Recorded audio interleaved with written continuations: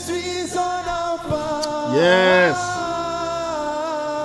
Palvaela.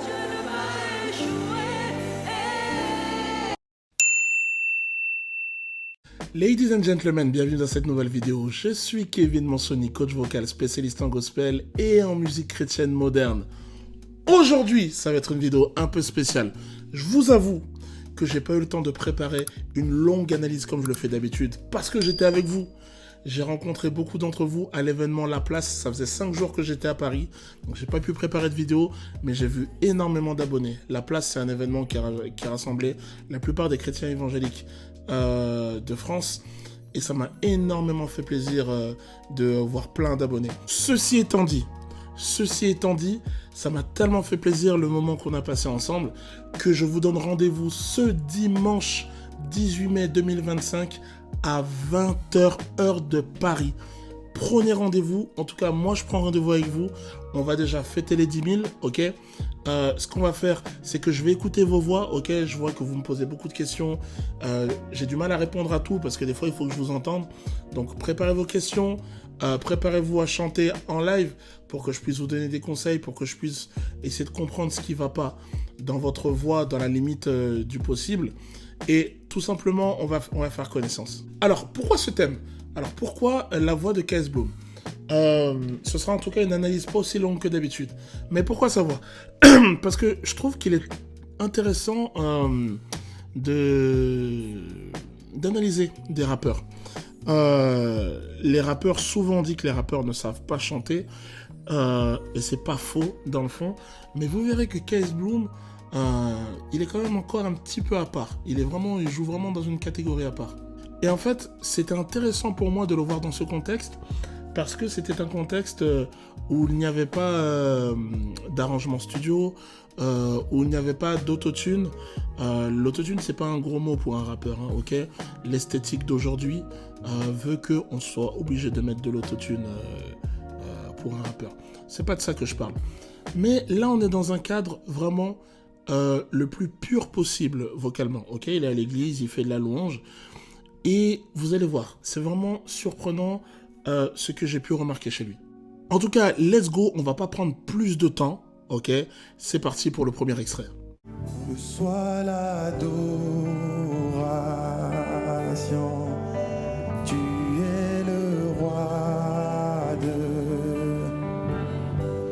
notre victoire. Digne es-tu, Seigneur. Yes. Alors, déjà, il a un très beau vibrato. J'aime ce petit vibrato rapide et léger qu'il a, mais pour autant bien présent. Il a un très beau timbre. Et vous verrez plus tard dans le dernier extrait, là son timbre va prendre toute sa mesure. Mais là, je remarque déjà un très beau timbre. Et il y a déjà une sorte d'épaisseur dans la voix que j'aime beaucoup, mais qui n'est pas assumée. Alors, on peut quand même pas passer le fait de voir qu'il n'est pas à l'aise dans cette gamme. La gamme sur laquelle on l'a mise est un peu trop basse. Alors, je vais checker vite fait sur mon petit piano. On l'a mis en sol majeur, ok ? Moi, cette chanson, déjà, à l'église, justement, regardez la précédente vidéo que j'ai faite. À l'église, pour que chacun soit à peu près à l'aise, cette chanson, je la joue en La majeur, ok ? Là, c'est un petit peu bas pour lui, je pense. Et donc, on remarque bien que ça l'embête pour être précis.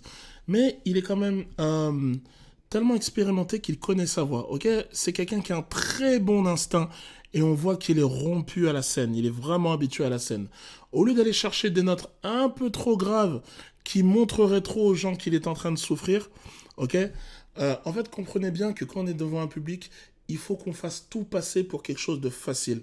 Parce que le public est en empathie avec nous. Si tu montres à ton public que tu souffres sur scène, il va rentrer en empathie avec toi et tu veux lui faire sortir de ce moment. Ok ? Au lieu de souffrir, qu'est-ce qu'il fait ? Les notes trop basses, donc de la deuxième octave, il les laisse chanter par les choristes. D'autant plus que on voit que dans les graves, il n'est pas très précis sur certaines notes. Sur certaines notes, il est vraiment un quart de ton en dessous. Je dirais pas qu'il est faux, c'est pas vrai, parce qu'il faut vraiment tendre l'oreille pour l'entendre, mais je dirais qu'il manque de précision. Et pourquoi il manque de précision ? parce que dans sa manière de chanter, ici, il n'utilise pas assez la zone du masque, ok? C'est quelque chose dont on parlera plus tard, mais je vous en ai déjà un petit peu parlé. C'est-à-dire qu'en termes de résonance, s'il mettait un peu plus de résonance sur le haut du visage dans le masque, déjà les graves seraient un peu plus faciles pour lui et il serait un petit peu plus précis. Mais ça, encore une fois, les gars, on parle d'un rappeur, ok? Dieu de lumière élevé dans les cieux, rempli de grâce et de paix, environné de louanges et de vœux.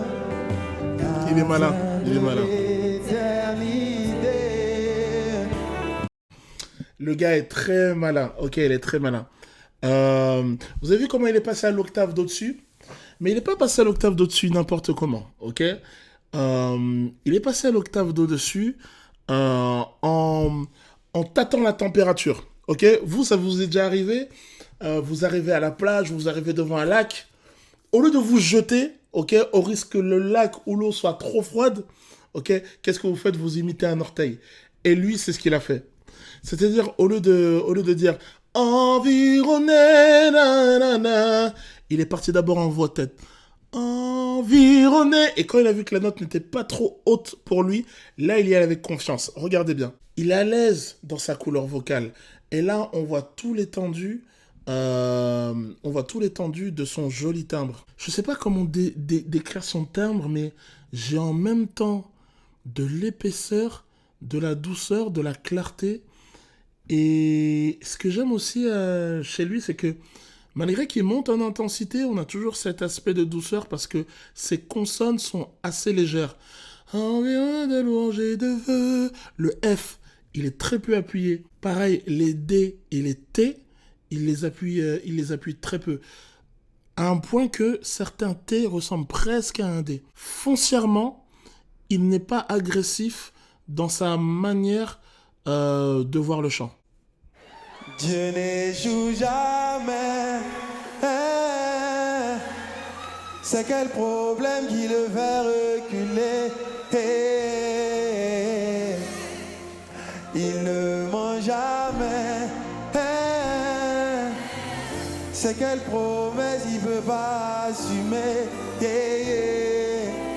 Je suis son enfant. Je suis son enfant. Yes. Palvaela. je ne pas échouer.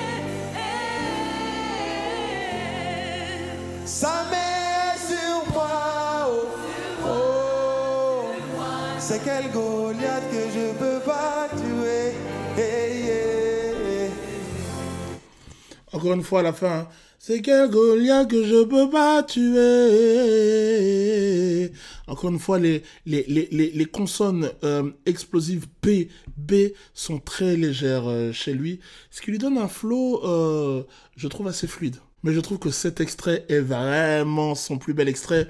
Et c'est vraiment l'extrait qui démontre tout le potentiel de sa voix. Alors, ce qui m'a intéressé ici, c'est qu'il est monté un peu plus dans les aigus. Et je me suis dit, ok, je vais voir les zones de tension habituelles que je remarque chez certains chanteurs.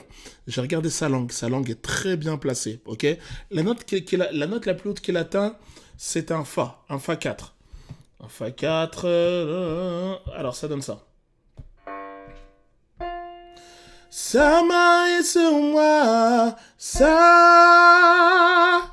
Ok, donc on va dire qu'on rentre dans les hauts médiums pour les hommes, mais le niveau de facilité avec lequel il atteint le Fa 4 me fait dire que même sans soutien musculaire, me fait dire que même sans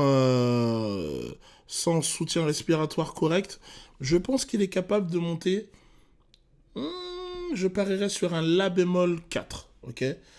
Et ce qui est déjà pas mal. Déjà, il est très juste. Il est très juste. Dans ce type de note-là, encore une fois, hein, sans aucune technique, et encore une fois, sans entraînement spécifique, c'est un rappeur. Donc une langue libre et bien placée à cette hauteur, je ne vois pas de tension particulière dans le cou qui me ferait dire que là, il a atteint ses limites. La mâchoire est bien mobile, j'ai pas de tension particulière dans la mâchoire. Et là, on a un timbre, J'ai vraiment du mal à décrire ce timbre, mais c'est un timbre avec de l'épaisseur, avec de la douceur. On a encore énormément de douceur, alors qu'il commence à envoyer de l'intensité. J'aime beaucoup ça. Si je devais donner des conseils et des zones de travail à KS Bloom pour devenir un super chanteur, parce que là, vu les tensions qu'il n'a pas, ok, vu le niveau de liberté dans lequel il chante ici, c'est quelqu'un, si vous le prenez, si vous le coachez à être chanteur pur, il progresse extrêmement vite. Les conseils que je lui donnerais, c'est travailler le soutien respiratoire, travailler la gestion respiratoire. Ça, vraiment, on l'a vu dès le début, ça a pêché un petit peu. Travailler le soutien actif du son, c'est-à-dire les muscles comme le transverse, le muscle comme les obliques, etc. Ça va l'aider à avoir plus de puissance vocale, plus de stabilité et de moins forcer justement sur le larynx quand on va arriver à des notes extrêmes. Travailler la résonance du masque, ok. Travailler un petit peu plus le twang, ça c'est vraiment important pour avoir une meilleure projection vocale et plus de précision dans les zones difficiles. Ça c'est vraiment très important. Et chez lui, je travaillerai un larynx un peu bas.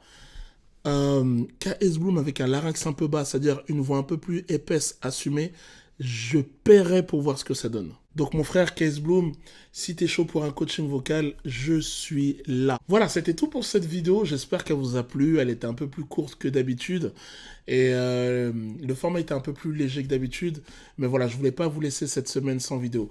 Quoi qu'il en soit, rendez-vous est pris pour le dimanche 18 mai à 20h, heure de Paris, pour notre premier live de la chaîne. Moi, je vous dis à bientôt. Ciao, ciao!